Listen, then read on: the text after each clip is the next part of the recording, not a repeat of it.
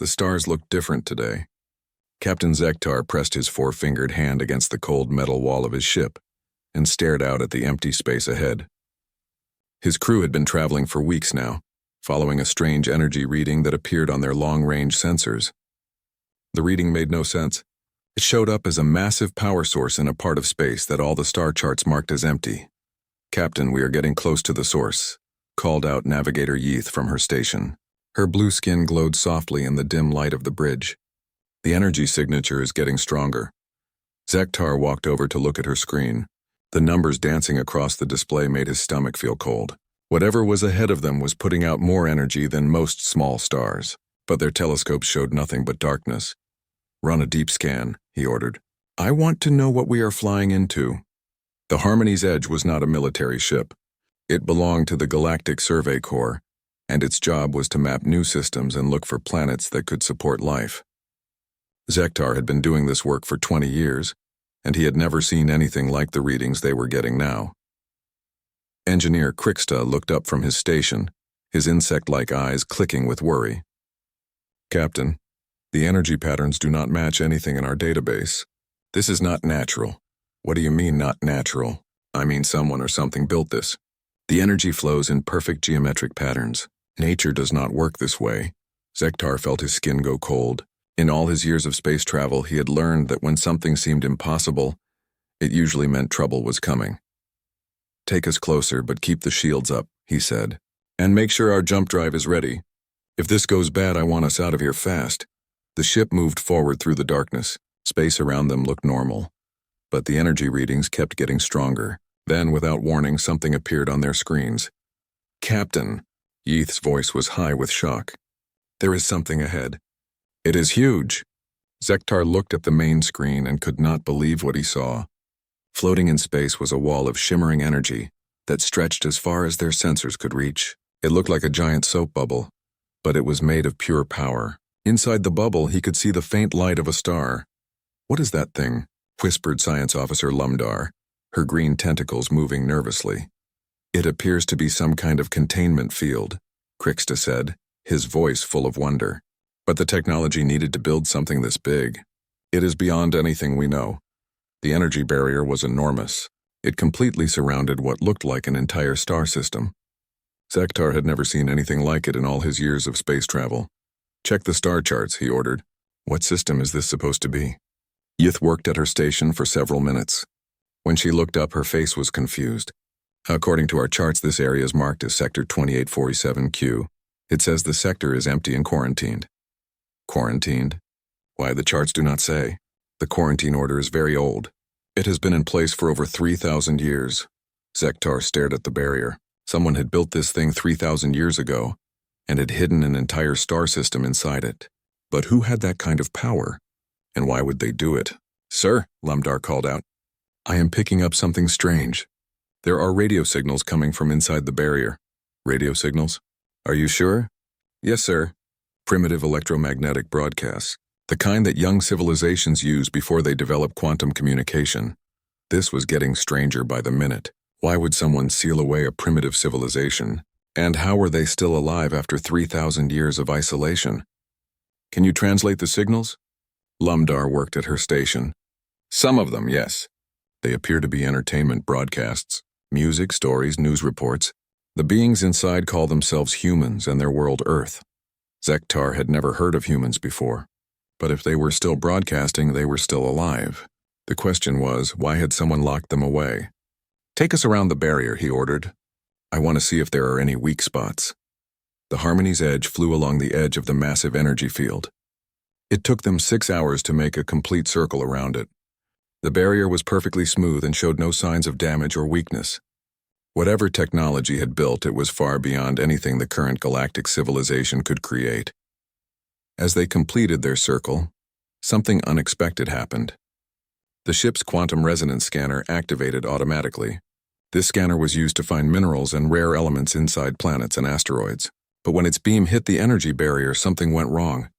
"Captain," Kriksta shouted, "the quantum scanner is causing some kind of feedback. The barrier is reacting to it. Shut it down." "I am trying, but it will not respond." The scanner beam hit the barrier, and suddenly a section of the energy wall began to flicker. Colors that had no names danced across its surface. Then, without warning, a hole appeared. It was only a few meters wide, but it was enough. "The barrier is opening," Eth called out. "Get us away from here!" Zektar ordered, but it was too late. The hole in the barrier created a powerful suction effect. The Harmony's edge was pulled toward the opening like a leaf in a storm. Zektar grabbed onto his chair as the ship shook and twisted. "Hold on," he shouted. The ship shot through the hole in the barrier like a bullet. For a moment, everything went white. When their vision cleared, they found themselves inside the quarantined system. The first thing Zektar noticed was how normal everything looked. There was a yellow star, not too different from many others he had seen. Around it orbited several planets. The third planet from the star glowed blue and white, covered in water and clouds. "Damage report," he called out. "All systems working," Krixta replied. "But Captain, look at this. The hole in the barrier is closing." Zektar looked at the screen. The gap they had flown through was indeed getting smaller. Within minutes it sealed completely, leaving no trace that it had ever existed. "Are we trapped?" Lumdar asked. "Unknown," Zektar said. "First, let us figure out where we are and what we are dealing with." They turned their attention to the blue planet. It was clearly the source of the radio signals. As they watched, they could see lights on the dark side of the world. Cities, millions of them scattered across the continents. "Captain," Yith said, her voice full of amazement. "This world is covered in cities. The population must be in the billions." "After 3,000 years of isolation," Lumdar added. "How is that possible?" Zektar stared at the planet below. A civilization of billions cut off from the rest of the galaxy for 3 millennia. What kind of beings were these humans? And why had someone felt the need to lock them away? "Take us into orbit," he ordered. "But keep our distance. I want to observe before we make contact." As they approached the planet, their sensors picked up more details. The humans had built cities everywhere. They had roads and bridges spanning vast distances. They had flying machines moving through their atmosphere. For a species that had been isolated for 3,000 years, they seemed to be doing remarkably well. "Sir," Lumdar said, "I am detecting something unusual about this species. Their brain patterns are unlike anything in our database." "What do you mean?" "All known intelligent species show similar neural activity patterns. But these humans, their brains work differently. The patterns are more complex, more chaotic. It is almost like they think in multiple dimensions." Zektar did not like the sound of that. In his experience, species that thought differently often caused problems for everyone else. "Keep monitoring them," he said, "and start trying to decode more of their communications. I want to know what kind of civilization we are dealing with." Over the next few hours, they learned more about the humans. They were a young species, technologically speaking. They had only recently developed space travel and had not yet left their own star system. They seemed to spend much of their time fighting among themselves, but they also created amazing art and music. What puzzled Zektar most was how normal they seemed. If someone had felt the need to lock them away for 3,000 years, he had expected to find monsters or madmen. Instead, the humans seemed like any other young civilization trying to figure out their place in the universe. "Captain," it said, "we are receiving a transmission." "From the humans." "No, sir. From outside the barrier. It is a military frequency." Zektar's blood went cold. Someone knew they were here. "Put it through." The voice that came through their speakers was ancient and cold. It spoke in the old galactic language that was only used for official documents and historical records. "Survey vessel Harmony's Edge. You have violated the Terran containment protocol. Withdraw immediately or face severe consequences." The transmission ended, leaving the bridge in silence. "Captain," Krixta whispered, "that transmission came from coordinates that our sensors show as empty space." "Someone is out there using cloaking technology," Zektar said. "The question is, who are they and what do they want?" Before anyone could answer, their sensors detected something that made Zektar's heart skip a beat. Ships were appearing around the barrier. Not one or two, but dozens of them. They materialized out of nowhere, as if they had been hiding in the space between dimensions. The ships were unlike anything Zektar had ever seen. They were sleek and dark, with no obvious weapons or engines. They moved without making any energy signatures that his ship could detect. "Captain," Lumdar said, her voice barely above a whisper, "those ships are not in any database I can access. But the quantum signatures they are giving off, they are old, Very old. Another transmission came through. This time the voice was different. It sounded tired, as if it had been carrying a heavy burden for a very long time. Captain Zektar of the Altarian Republic, this is Archive Unit 7. You have stumbled into something beyond your understanding. The containment you have breached was put in place for the safety of all galactic civilization. Leave now and speak of this to no one. Who are you? Zektar demanded. What right do you have to quarantine an entire species? We are the Eternal Archive. We are the keepers of dangerous knowledge, and the beings you see below were sealed away because they nearly destroyed the galaxy once before. Zektar looked down at the blue planet with its billions of inhabitants. They looked so normal, so harmless. How could beings like that threaten an entire galaxy? I do not understand. Understanding is not required, only obedience. Leave now. But Zektar was a survey captain. His job was to explore and understand, not to run away from mysteries. And the biggest mystery of his career was floating below him. We need repairs before we can leave, he lied. Our passage through the barrier damaged our engines. There was a long pause. When the archive unit spoke again, its voice carried a note of warning. You have 48 hours. After that, your ship will be destroyed to protect the containment. The transmission ended. Zektar looked around at his crew. They all knew he had just bought them time with a lie. The question was, what were they going to do with it? Sir, Lumdar said quietly, what are your orders? Zektar stared down at the planet Earth. Somewhere down there, billions of humans lived their lives with no idea that the rest of the galaxy existed. They had been prisoners for 3,000 years and they did not even know it. We are going to find out the truth, he said. Even if it kills us. The emergency meeting took place in a room that most galactic citizens never knew existed. Deep beneath the capital city of New Geneva on the planet Centauri Prime, representatives from 12 major galactic powers sat around a circular table. The room had no windows and was protected by shields that could stop a nuclear bomb. Ambassador Kelthara of the Vagan Confederacy spoke first. Her voice was calm, but her hands shook as she held the datapad. 3 days ago, survey ship Harmony's Edge breached the Terran containment protocol. They are currently inside the barrier, in direct contact with the sealed population. Ambassador Vordem from the Crystalline Empire leaned forward. His rocky face showed no emotion, but his voice carried worry. How is this possible? The archive units were supposed to make sure this never happened. According to the archive, it was an accident. The survey ship's quantum scanner created a resonance that weakened the barrier temporarily. An accident, repeated Admiral Thexmore of the Rigel Defense Force. 3,000 years of perfect containment, and it fails because of an accident. In the corner of the room, a hologram flickered to life. It showed the image of an ancient artificial intelligence, one of the archive units that had maintained the quarantine for millennia. The containment remains stable, the AI said in its emotionless voice. The breach was temporary and has been sealed. However, the survey vessel remains inside the barrier. Can you remove them? Asked Ambassador Kelthara. Not without risking further damage to the containment. The barrier technology is delicate. Any attempt to force entry or exit could cause a complete failure. The room fell silent. Everyone at the table knew what a complete failure would mean. They had all read the classified historical records. They knew what had happened the last time humans had been free to roam the galaxy. What is the current status of the Terran population? Asked Fordham. Stable at approximately 8 billion individuals. They have developed industrial technology, but have not yet achieved faster-than-light travel. They remain unaware of galactic civilization. 8 billion, whispered Admiral Thexmore. When they were sealed, there were only a few million left. The species has shown remarkable recovery capabilities, the archive unit confirmed. This was expected. Ambassador Kelthara looked around the table. We need to discuss what happens if the containment fails completely. What are our options?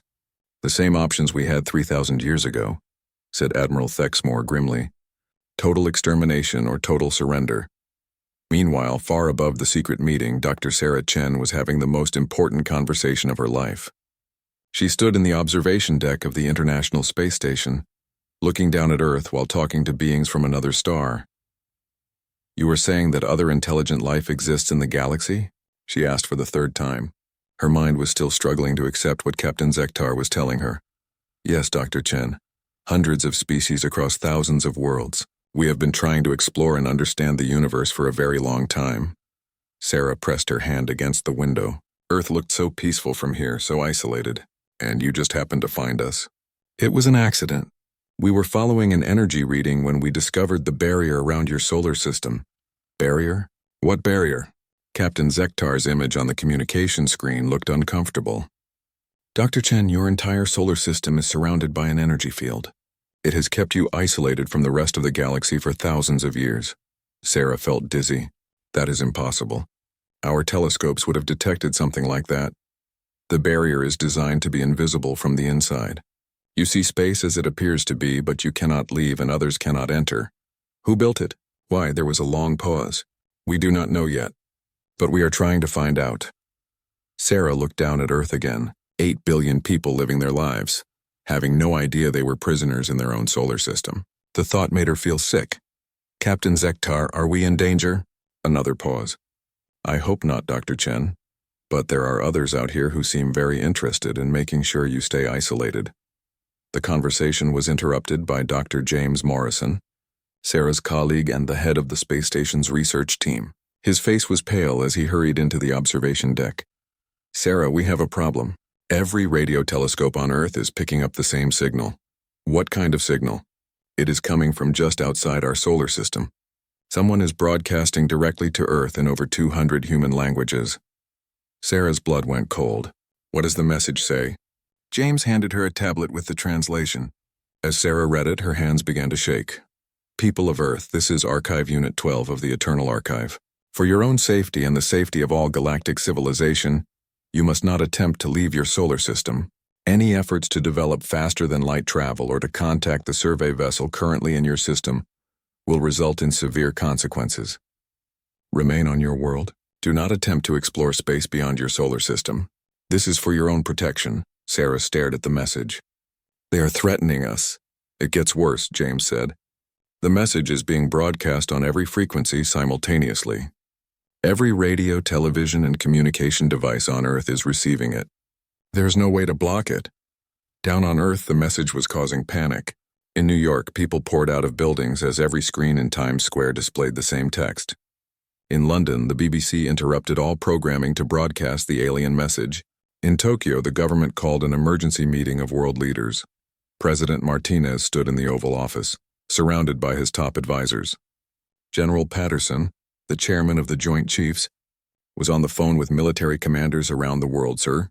The general said, our satellites are detecting massive energy signatures just outside the solar system. Whatever is out there is bigger than anything we have ever built. Are they hostile? The president asked. Unknown, but the message suggests they do not want us leaving Earth. Secretary of State Williams looked up from her tablet. Mr. President, we are receiving similar reports from every nation on Earth. The message is being broadcast globally. There is no way to stop it. President Martinez walked to the window and looked up at the sky. Somewhere out there, alien beings were telling humanity to stay home. The question was, what would happen if they refused? Back on the Harmony's edge, Captain Zektar was dealing with his own crisis. His ship's communication system had been flooded with transmissions from the archive units, and none of them were friendly. Captain, Science Officer Lumdar called out. The archive ships are moving closer. They are forming a perimeter around us. How many ships are out there now? 47 that we can detect. But based on the energy readings, there may be more using advanced cloaking technology. Engineer Kriksta looked up from his station. Sir, I'm detecting something strange about those ships. Their technology is far beyond anything I have seen before. The energy patterns do not match any known galactic civilization. What do you mean? I mean these ships are not built by any species currently in the galactic database. The technology is thousands of years more advanced than anything we know.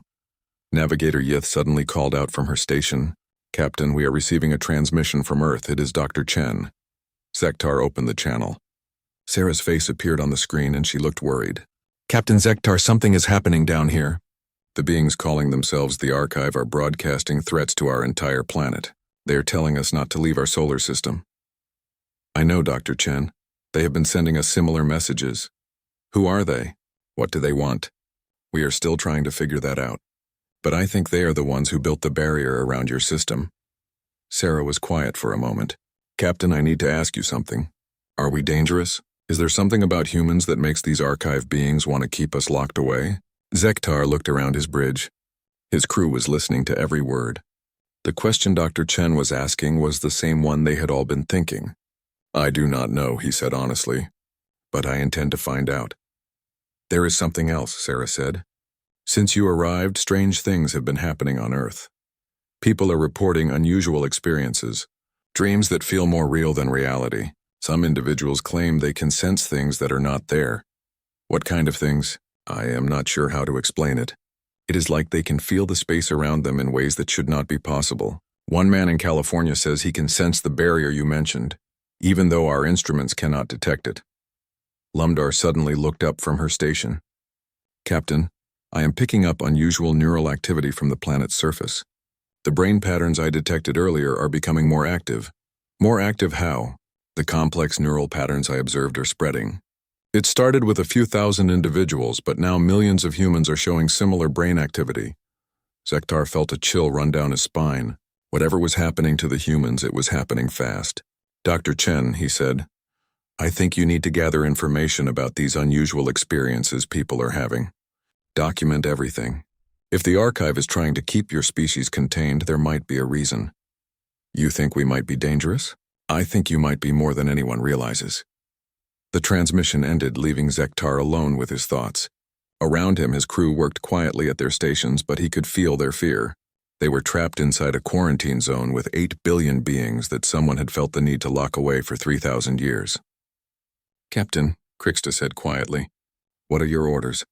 Zektar looked at the blue planet floating below them. Whatever secrets Earth held, he was going to find them, even if it meant defying the most powerful force in the galaxy. We stay, he said, and we learn the truth. In the depths of space, the archive units received his decision and began to prepare for what they had hoped would never come. The quarantine that had held for 3 millennia was beginning to fail, and the galaxy was about to remember why humans had been sealed away in the first place. But this time, the humans were different. They had evolved during their isolation, grown stronger and more numerous. What the archive feared most was about to be proven true. The children of Earth were awakening, and they were nothing like the beings that had been locked away so long ago. The real question was whether the galaxy would survive their return. The archive unit, designated as primary keeper, floated in the darkness between dimensions, its ancient consciousness weighing a decision that could reshape the galaxy. For 3,000 years it had maintained perfect silence about the true history of the Terran species. Now, with quarantine failure becoming more likely each day, the time for secrets was ending. Around the barrier surrounding Earth's solar system, representatives from 47 galactic civilizations had gathered. Their ships formed a massive fleet, all waiting for answers that only the archive could provide. The pressure was becoming too great to resist. Archive Unit Primary, transmitted Admiral Thexmore from his flagship. The Galactic Council demands a full historical briefing. We cannot make informed decisions about the human situation without knowing what we are dealing with. The primary keeper processed the request for the 10,000th time in the past hour. Its memory banks contained records that most of the galaxy's current civilizations had never seen. Records of a time when humans had walked among the stars as equals, before they had become something far more terrifying. Very well. The archive unit finally responded. Prepare your ships to receive historical data packet Omega-7. Be warned, this information has been classified at the highest levels for good reason. Across the fleet, data officers prepared to receive what would become the most shocking intelligence briefing in galactic history. The first image that appeared on their screen showed a beautiful, blue-green world covered in sprawling cities that seemed to grow like living things. Spires of crystal and metal reached toward the sky, connected by bridges that defied gravity. Ships that looked more like works of art than vehicles moved gracefully through the atmosphere. This is Earth as it appeared 3,047 years ago, the archive unit narrated. At that time, humans were members of the Galactic Council. They were considered one of the most advanced and peaceful civilizations in known space. Admiral Thexmore leaned forward in his command chair. The world on the screen looked nothing like the primitive planet they had been observing. What happened to their technology? The humans abandoned it voluntarily. This recording was made during what they called the Great Simplification. a period when they chose to reduce their technological dependence in favor of developing their natural abilities. The scene changed to show humans in simple clothing standing in vast gardens. But as the recording continued, something extraordinary became visible. The humans were manipulating their environment without any tools. Plants grew at their touch. Water flowed upward when they gestured. Most shocking of all, some humans appeared to be moving objects, with their thoughts alone. Impossible, whispered Commander Yultar of the Andromedan fleet. That violates the fundamental laws of physics. Human consciousness operates on quantum levels that other species cannot achieve, the archive unit explained. They can perceive and manipulate the quantum substrate that underlies all reality. To them, what you call the laws of physics are more like suggestions. The recording shifted to show humans leaving Earth in ships that seemed to bend space around them. These vessels moved without engines, directed purely by the will of their crews. They traveled to distant worlds and transformed barren planets into gardens with nothing but focused thought. They were explorers and builders, the archive continued. For nearly 1,000 years, humans helped develop countless worlds. They taught other species how to grow food in impossible environments, and how to heal diseases that had plagued civilizations for millennia. They were beloved throughout the galaxy. Ambassador Kelthara felt a chill in her heart. Then what went wrong? The recording changed dramatically. Now it showed massive ships of unknown design attacking human colonies. Entire worlds burned as strange weapons turned cities to ash. The beautiful crystal spires of human civilization crumbled under assault from beings that seemed to emerge from the void itself. The Devourers arrived without warning, the archive unit said, its mechanical voice somehow conveying ancient sadness. They were entities from a parallel dimension where reality operates under different rules. They fed on the quantum energy that makes up the foundation of our universe. The images became more terrible. Whole star systems simply vanished, leaving behind empty space where planets and stars had once existed. The attackers were barely visible, appearing as shifting shadows that seemed to eat light itself. The Devourers could not be fought with conventional weapons, the archive continued. Lasers passed through them. Nuclear weapons had no effect. Only quantum manipulation could harm them, and among galactic civilizations only humans possessed that ability naturally. The recording showed human defenders making their stand. Men and women in simple clothes stood against nightmares from beyond reality. They fought with their minds and wills, unmaking devourer ships with focused thought. Space itself seemed to bend around the human defenders as they battled for the survival of all galactic life. The war lasted 3 years, the archive unit said. Billions died on both sides. Entire civilizations were erased from existence. But slowly, the humans began to win. Their abilities grew stronger under the pressure of survival. They learned to not just manipulate reality, but to rewrite it entirely. The final images of the war were the most disturbing. Human warriors no longer looked entirely human. They moved through space without ships, their bodies adapting to survive in environments that should have killed them instantly. When they gestured, Devourer fleets simply ceased to exist. The humans saved the galaxy, Admiral Thexmore said quietly. They were heroes. Yes, the archive unit agreed. Until they became something else entirely. The recording jumped forward several months. Earth appeared on screen again, but it was wrong somehow. The beautiful crystal cities were gone, replaced by structures that hurt to look at directly. They seemed to exist in too many dimensions at once, creating optical illusions that made viewers dizzy. The war changed them, the archive explained. Prolonged use of their abilities at such intensity caused an evolution. They became beings of pure quantum consciousness, able to exist in multiple realities simultaneously. They were no longer entirely human. The most disturbing part was still to come. The recording showed these evolved humans arriving at worlds throughout the galaxy, but they were not the same peaceful explorers who had left Earth centuries before. Now they moved with purpose that seemed alien and frightening. They began what they called the correction, the archive unit said. Having seen how easily the Devourers had invaded their reality, the humans decided that the universe needed to be improved. The images showed human quantum beings reshaping entire worlds without asking permission. Primitive species were advanced overnight, their evolution accelerated by thousands of years in minutes. Advanced civilizations found their technology changed in ways they did not understand. They thought they were helping, the archive continued. but they had lost the ability to understand how terrifying they had become to normal biological beings. A human could alter your DNA with a thought. They could change your planet's gravity or atmosphere if they decided it would be better for you. Commander Yultar's face had gone pale. They were remaking the galaxy in their image, not intentionally. But their definition of improvement was based on their own evolution. They could not understand why other species were afraid of changes that seemed beneficial to them. The recording showed the growing panic throughout galactic civilization. Entire star systems were evacuating as humans approached.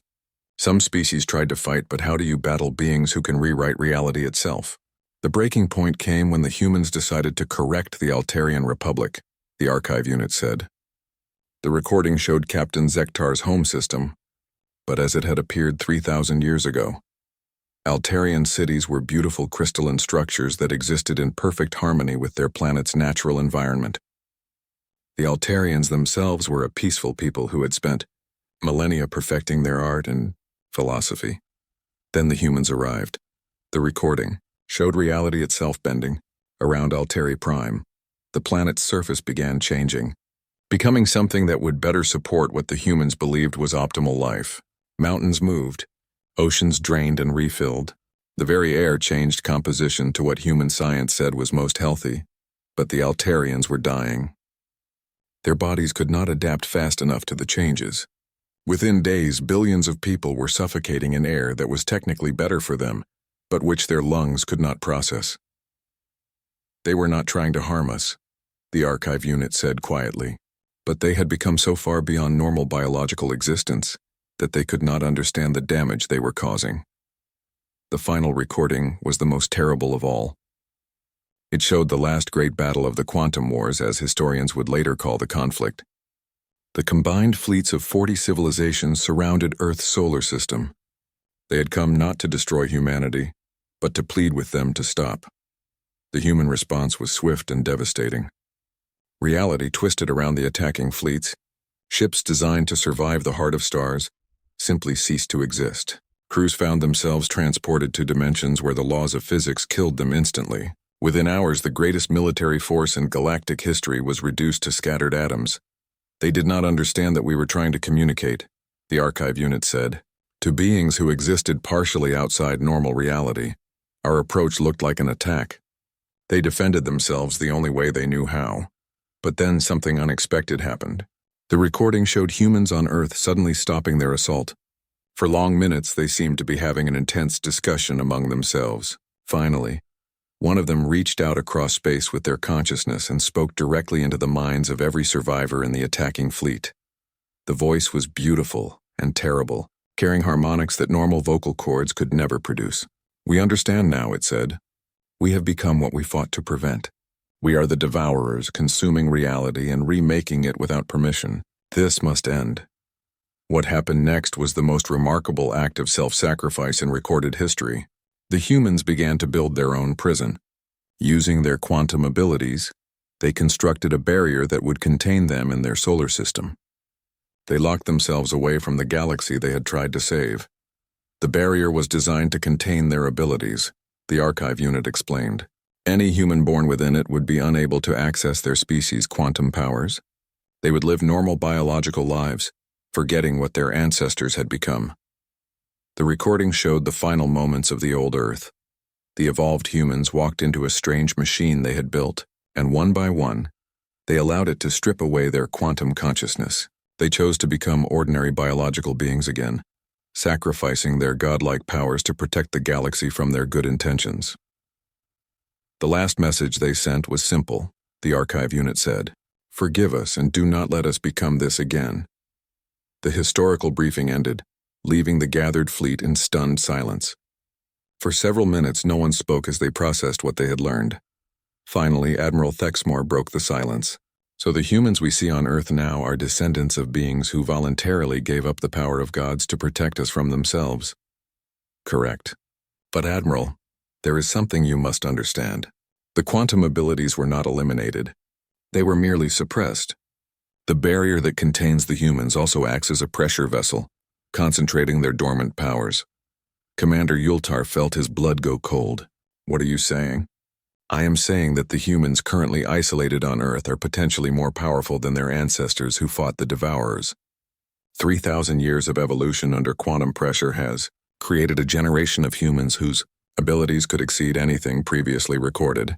The implications hit the assembled fleet like a physical blow. If the barrier failed completely, if the humans remembered what they were capable of, the galaxy might face beings more powerful than the gods who had voluntarily imprisoned themselves. "What do we do?" asked Ambassador Kelthera. The archive unit was quiet for a long time before answering. "We pray that they have learned wisdom along with power, because if they have not, there may be no force in the universe capable of stopping them this time." In the distance, Earth continued its slow rotation, unaware that its children were about to inherit abilities that could reshape reality itself. The question was, would they use those powers to protect the galaxy, or would history repeat itself in ways too terrible to imagine?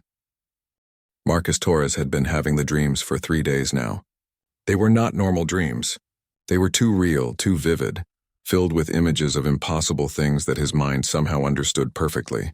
In these dreams, he could see space itself as if it were made of flowing water. He could reach out and touch the fabric of reality, feel its texture between his fingers like silk. Marcus was a former Marine who had served 3 tours in Afghanistan before retiring to become a construction worker in Los Angeles.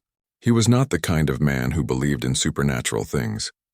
But the dreams were becoming impossible to ignore, especially when things from the dreams started happening in real life. It began small. On Monday, he had dreamed about bending metal with his bare hands. On Tuesday, he accidentally crushed a steel pipe at the construction site. His supervisor had stared in amazement as Marcus held up the twisted metal, unsure how he had done it. "Just adrenaline, I guess," Marcus had said. But he knew that was not true. By Wednesday, the dreams were showing him how to do things that should have been impossible. He saw himself moving objects without touching them, healing injuries with a thought, and most disturbing of all, making things simply disappear from existence. Then came Thursday morning, and everything changed. Marcus was working on the 42nd floor of a new office building when the world suddenly became too much.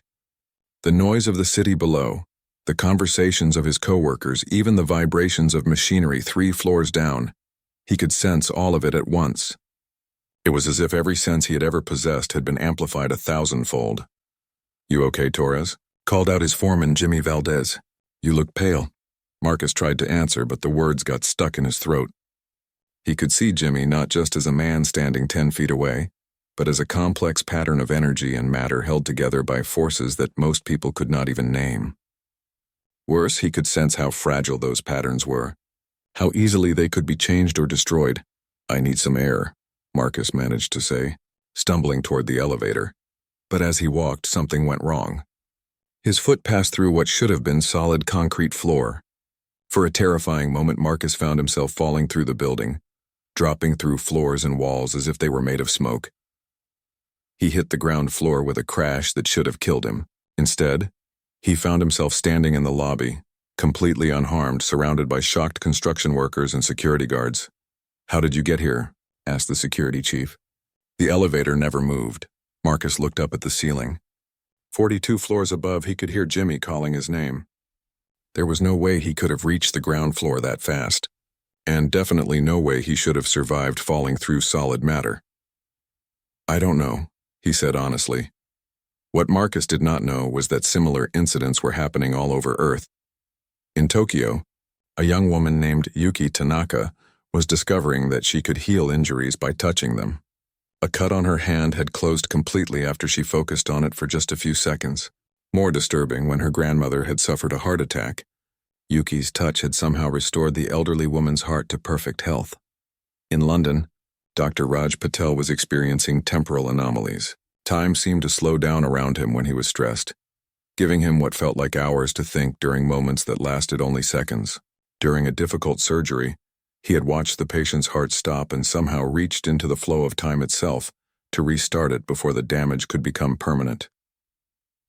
In Moscow, artist Anya Volkov was painting pictures that showed the future. Her latest canvas depicted a massive alien fleet surrounding Earth. Though she had no conscious knowledge of the ships gathering outside the solar system, All around the world, humans were awakening to abilities they had never known they possessed. But for most, the awakening was gradual and subtle. For Marcus Torres, it was happening all at once, and he was losing control. Dr. Sarah Chen had been tracking these incidents for the past week. As one of Earth's leading experts on human consciousness, she had been contacted by colleagues around the world reporting similar cases. The patterns were becoming impossible to ignore. She was in her laboratory at MIT when Captain Zektar contacted her with disturbing news. Dr. Chen, the alien captain said, his image appearing on her secure communication screen, our sensors are detecting massive changes in human brain activity. The quantum signatures we observed earlier are becoming exponentially stronger. How much stronger? Sarah asked, though she was afraid of the answer. In the past week, the readings have increased by a factor of 10,000. Whatever is happening to your species, it is accelerating. Sarah looked at the data she had been collecting. Reports of unusual incidents were coming in from every continent. Governments were starting to take notice, though most were still trying to explain the events through conventional means. Captain, I need to ask you something. Is it possible that contact with your ship triggered these changes? There was a pause. We have been wondering the same thing. Your people have been isolated for 3,000 years. It is possible that exposure to outside quantum fields has destabilized whatever was suppressing your natural abilities. The implications were terrifying. If humanity's powers were returning, and if the ancient records were accurate, then Earth was about to become the most dangerous place in the galaxy. There is something else, Zektar continued. The archive units are becoming more agitated. They are sending increasingly urgent warnings about the need to reinforce the containment. What happens if they decide the containment has failed? Based on their historical behavior, they will attempt to eliminate the threat entirely. Sarah felt her blood go cold. You mean they would destroy Earth? It is a possibility we must consider. The conversation was interrupted by an urgent call from Dr. Morrison at the International Space Station. His face appeared on a second screen and he looked terrified. Sarah, you need to see this. We are tracking an individual in Los Angeles who is generating quantum signatures unlike anything we have ever recorded. Who is it? A construction worker named Marcus Torres. According to our readings, he is beginning to exist in multiple dimensional states simultaneously. Sarah's hands began to shake. Multiple dimensional states was exactly what the ancient records described about the evolved humans who had fought the Devourers. Where is he now? He was last seen at Los Angeles General Hospital. Apparently he is trying to help earthquake victims, but... Morrison paused, looking at his readings in disbelief. Sarah, he is healing people by touching them. Severe injuries are becoming minor cuts. Brain damage is reversing itself. But that is not the worst part. What is the worst part? Every person he heals is beginning to show quantum signatures too. Whatever is happening to him, he is spreading it to others. Meanwhile, in Los Angeles, Marcus Torres was living through the most confusing day of his life. After his impossible fall through the office building, he had been taken to the hospital for observation. But when he saw the crowded emergency room filled with victims from a morning earthquake, he had felt compelled to help. The first person he touched was a little girl with a broken arm. He had only meant to comfort her, but the moment his hand made contact with her cast, he felt something flow out of him. The cast cracked and fell away, revealing a perfectly healed arm underneath. "Mommy, my arm does not hurt anymore," the girl had said in wonder. Word spread quickly through the hospital. Soon, Marcus found himself surrounded by injured people begging for his help. He did not understand what was happening to him, but he could not turn away from their pain. Each person he touched was healed completely. Burns disappeared. Broken bones mended instantly. A man who had been paralyzed from the waist down stood up and walked away. But Marcus was beginning to notice something disturbing.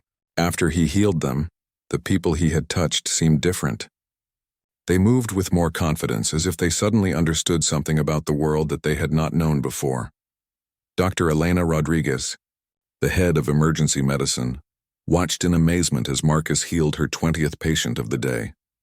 She was a rational woman who believed in science and evidence, but what she was seeing defied all explanation. "Mr. Torres," she said carefully, "how are you doing this?" Marcus looked at his hands.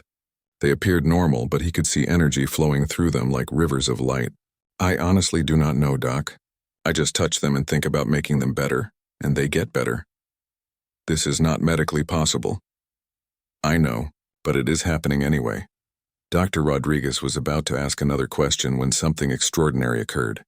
Marcus suddenly stiffened, his eyes rolling back in his head. For a moment, he seemed to be looking at something far away.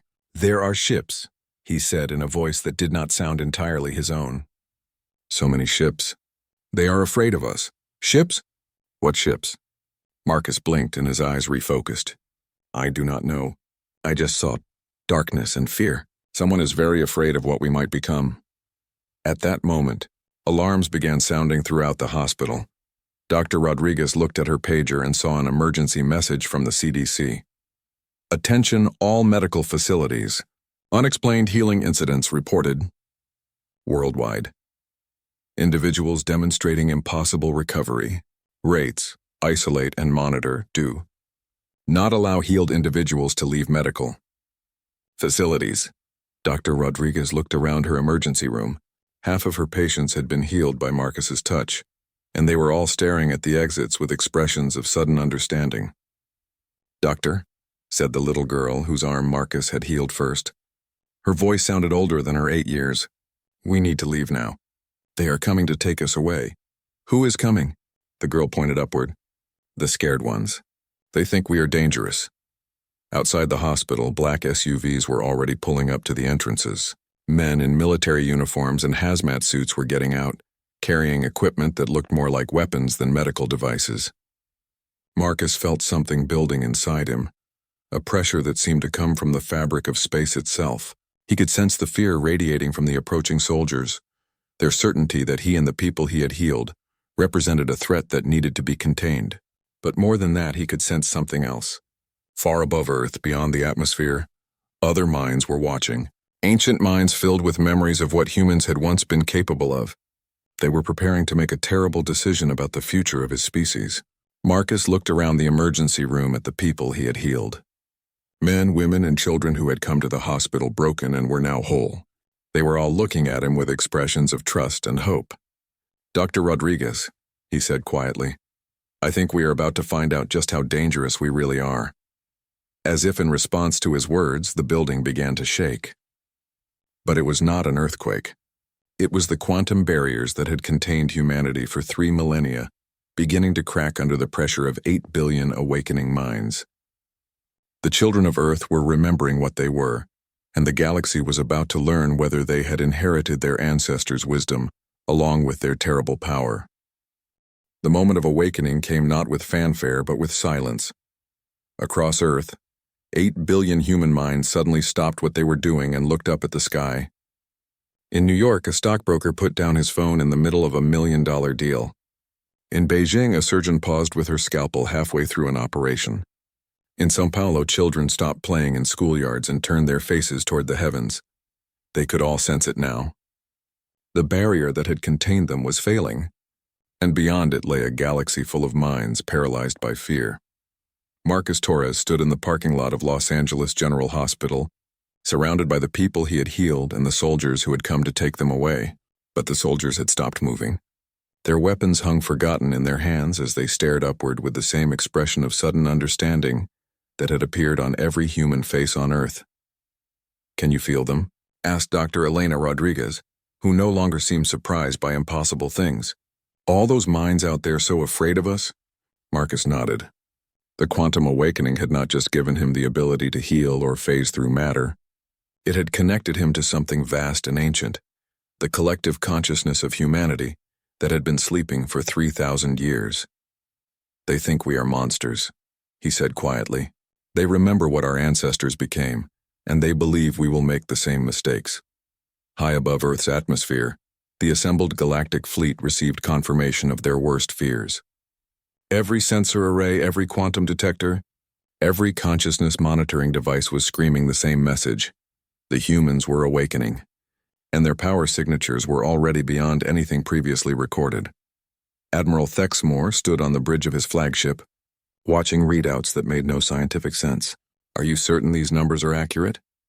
"Yes, sir," his science officer replied, her voice barely above a whisper. "The quantum output from Earth's surface has increased by a factor of 1 million in the past hour. At this rate, individual humans will soon possess reality manipulation abilities that exceed those of their ancestors." "How is that possible?" 3,000 years of evolution under quantum pressure, Admiral. It appears the barrier has not just contained them. It has compressed their abilities like a spring. Now that spring is releasing. Archive Unit Primary spoke from its position near the fleet's perimeter. Admiral, we strongly recommend immediate implementation of Protocol 7. Admiral Thexmore felt his blood turn to ice. Protocol 7 was total planetary sterilization. The complete destruction of Earth and everything on it. There are 8 billion sentient beings down there, he said. There are 8 billion potential reality shapers down there, the Archive Unit corrected. Each one capable of unmaking star systems with a thought. The risk is unacceptable. But before Admiral Thexmore could respond, something unprecedented happened. A voice spoke directly into the minds of every sentient being in the fleet. It was not transmitted through communication systems or broadcast on any frequency. It simply appeared in their consciousness like a thought that was not their own. The voice was calm, warm, and undeniably human. Please do not be afraid, it said. We know what you are thinking. We know what you fear, and we understand why. Panic spread through the fleet as crews realized their mental defenses had been penetrated without any effort at all. If the humans could reach into their minds this easily, what else could they do? My name is Sarah Chen, the voice continued. I speak for all of humanity, and I have a message for you. We remember now. We remember what we were, what we did, and why you locked us away. We remember the fear in your ancestors' minds as they watched us remake worlds without permission. We remember the horror as civilizations died because we thought we knew better than the universe itself. On Earth, Dr. Sarah Chen stood in her laboratory at MIT, but she was no longer entirely present in the physical world. Her consciousness had expanded beyond the confines of her body, connecting with every human mind on the planet, and reaching out to touch the thoughts of beings millions of miles away. We remember the Devourers, she continued, her mental voice reaching across space. We remember how they invaded our reality and fed on the quantum substrate of existence itself. We remember how we changed ourselves to fight them, becoming beings of pure consciousness who could rewrite the laws of physics with a thought. The images began flowing from her mind to theirs. Not words or pictures, but direct experience. Every being in the galactic fleet suddenly found themselves living through humanity's memories as if they were their own. They felt the terror of the first Devourer attack, when entire star systems simply vanished from existence. They experienced the desperate transformation as humans evolved beyond biological limitations to battle entities from outside reality. They lived through the horror of watching civilizations they were trying to help die because human definitions of improvement were incompatible with normal biological existence. We became the very thing we fought, Sarah's voice explained as the memories continued. We became devourers of reality, consuming and remaking everything according to our will. We lost the ability to understand that other beings might not want to be improved, might not want to be changed, might prefer their own flawed existence to our perfect modifications. The memories shifted to show the moment of terrible realization, when the evolved humans finally understood what they had become. The fleet experienced the anguish of a species recognizing that their good intentions had made them monsters. So we made a choice, Sarah continued. We chose to sacrifice our godhood to protect you from our love. We built a prison for ourselves and locked away our abilities, hoping that distance and time would teach us wisdom. Admiral Thexmore found himself weeping as he experienced the final memory, the moment when humanity's quantum gods willingly surrendered their power and submitted to biological limitations. Now we have awakened. Again, Sarah's voice said, and we face the same choice our ancestors did. We could use our abilities to reshape the galaxy according to our vision. We could eliminate poverty, disease, and death. We could force peace upon warring species and accelerate the evolution of primitive civilizations. We could become the benevolent gods we always believed ourselves to be. The pause that followed was filled with such tension that several crew members in the fleet fainted from the pressure. But we will not, Sarah said firmly, because we have learned what our ancestors could not understand. The universe does not need us to fix it. Suffering, struggle, and imperfection are not flaws to be corrected. They are essential parts of existence. The right to choose your own path, even if that path leads to failure, is more sacred than any improvement we could impose. Around the fleet, weapons that had been charging for a preemptive strike began powering down as their operators found themselves unable to target a world full of beings who had just demonstrated more wisdom than most ancient civilizations.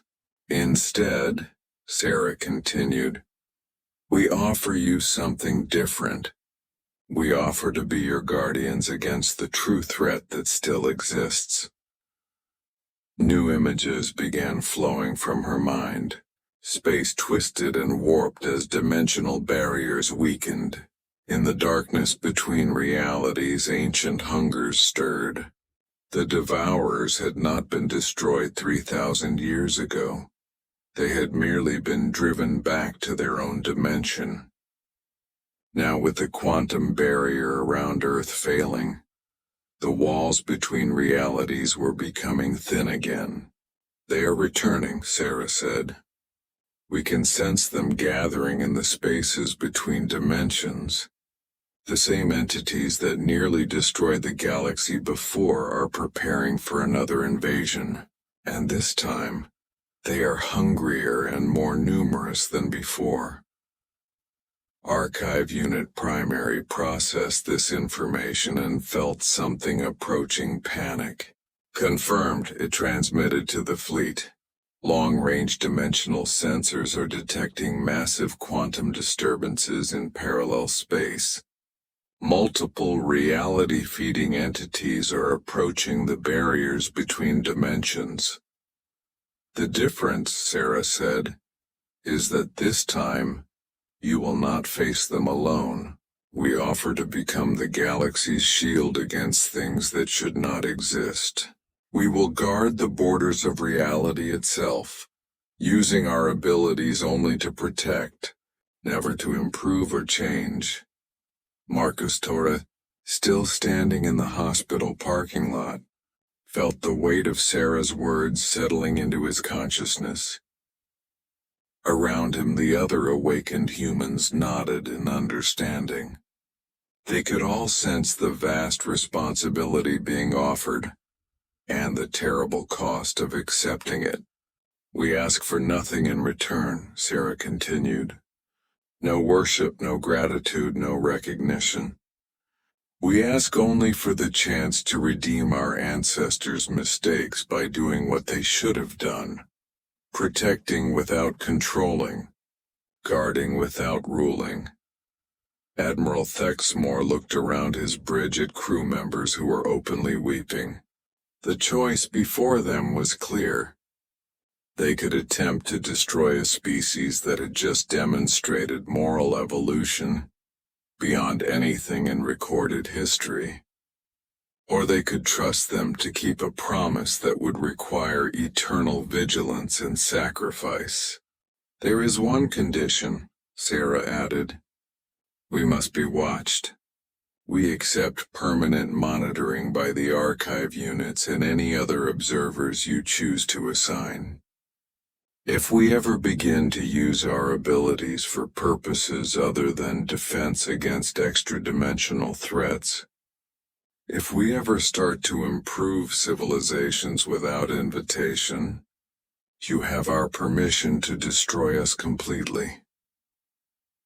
The mental contact began to fade as Sarah withdrew her consciousness back to Earth. But her final words echoed in every mind throughout the fleet. We were locked away for 3,000 years to learn wisdom. We hope we have learned well enough to earn your trust. But if we have not, we understand that the galaxy's safety must come before our redemption. The silence that followed lasted for nearly an hour. Finally, Admiral Thexmore opened a communication channel to the entire fleet. All ships, this is Admiral Thexmore. Stand down from attack positions. We're going to try something that has never been attempted in galactic history. We are going to trust a species of reality shapers to keep their word. Archive Unit Primary's response was immediate. Admiral, this decision may result in the destruction of all galactic civilization. Yes, the Admiral agreed. But destroying them ourselves would result in the destruction of our souls. Sometimes primary, the greatest risk is worth taking for the greatest hope. On Earth, humanity began the process of learning to use abilities they had possessed all along, but they did so with purpose and restraint, focusing not on what they could accomplish but on what they should prevent. In the spaces between realities, ancient hungers stirred and began testing the barriers that separated dimensions. They would find those barriers guarded by beings who had chosen wisdom over power, protection over domination. The children of Earth had awakened, and they had chosen to become not gods but guardians. Whether the galaxy would survive the choice remained to be seen, but for the first time in 3,000 years, there was hope that love guided by wisdom might prove stronger than power guided by fear. The galaxy held its breath and waited to see if humanity's second chance would end in redemption, or in the final devastation of all that existed.